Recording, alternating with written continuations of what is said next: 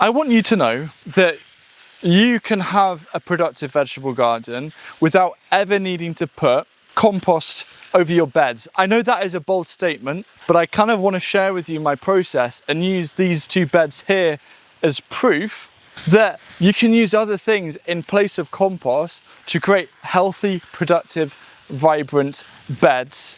And as soon as you understand that, I think for so many gardeners, that's suddenly going to make growing food feels so much more attainable and also a lot more cost effective. I didn't put any compost down in autumn, winter, or even spring this year. What I did was whatever was left here last year, I remember I had lots of mashua that was growing and lots of green material. I just piled it. I just piled this green material and I left it over the winter months, and come spring, it had all pretty much broken down. And if there were any big bits left over, I could just pull them out, remove them, or I could just use a rake to rake them off. And what ended up happening was I created beautiful soil, and I didn't need to use a single drop of compost. And as you can see from how these plants are looking, they're certainly happy enough without needing any compost. Like even these beans, I haven't added anything to this bed apart from the mulch material.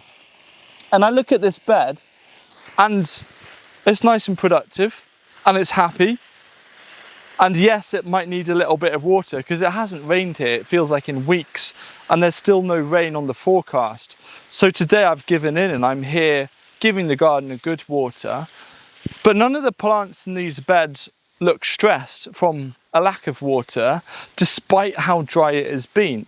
And one of the really important things to know with gardening is one of the best solutions to solving or plastering over a lot of the problems is just adding organic matter to your beds. Now, of course, this can be compost, but compost is expensive, it takes time to make.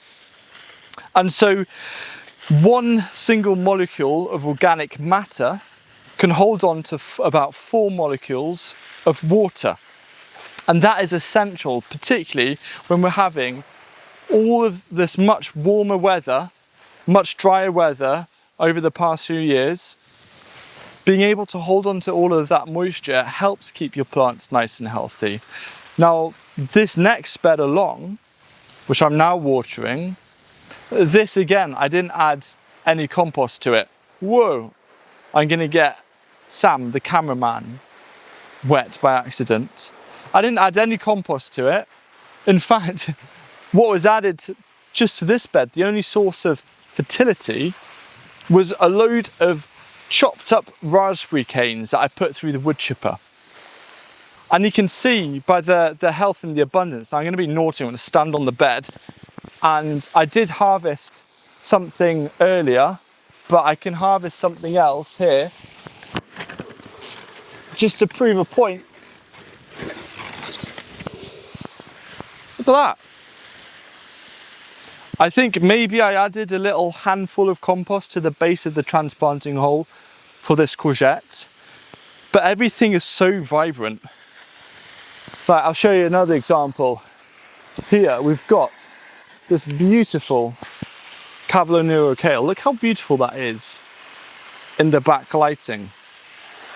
And I kind of just really wanted to make a video to show you as like proof, rather than making the videos in spring and saying, oh, I'm using compost differently this year.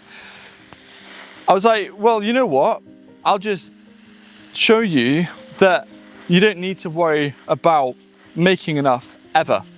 That's suddenly the thing that I've realized this year, is that actually I have no worries if I don't have enough compost next year, because I know exactly what I'm going to be doing these winter months.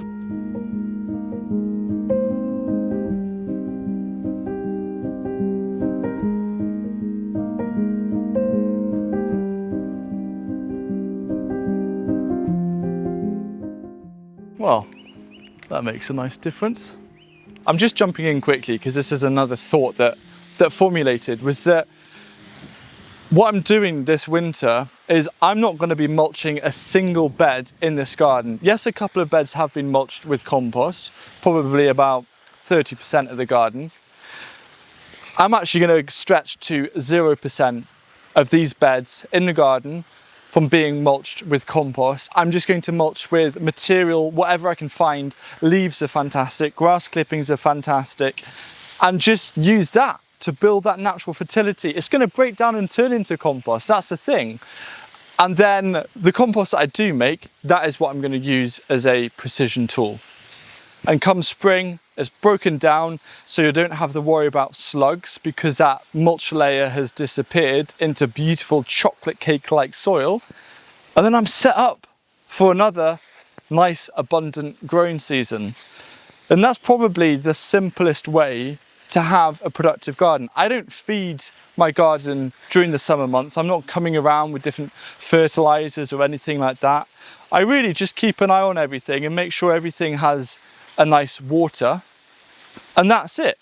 Because there's plenty of soil life, there's plenty of microbes that are working hard under our feet, making sure that the nutrients are staying plant available.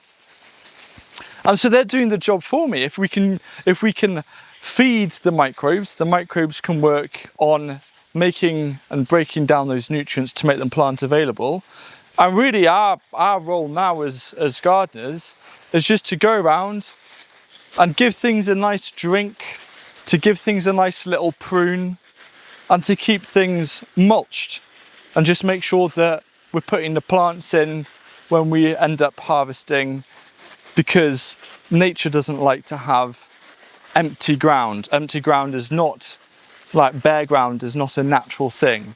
So even like these sunflowers here, what I ended up doing is I've got a mulch of wood chip on top, and that's going to break down. It's already partly broken down wood chip, and that's going to feed the soil.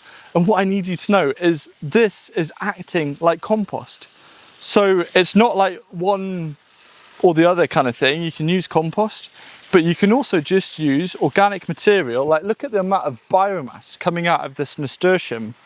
I can chop up all the nasturtium, place it down on some bare ground when I'm planting out my brassicas, and it's going to break down and it's going to act the same as compost, but it's also going to activate the whole soil food web. So it's not just about the microbes and fungi, it's also making sure that you have the ground beetles in. Ground beetles are excellent natural predators of slugs, which is important to know, but also all the centipedes, millipedes, earthworms. Earthworms want that organic material to pull down into the soil, and that then helps with aeration. It helps with how well the soil can hold on to water and let water permeate.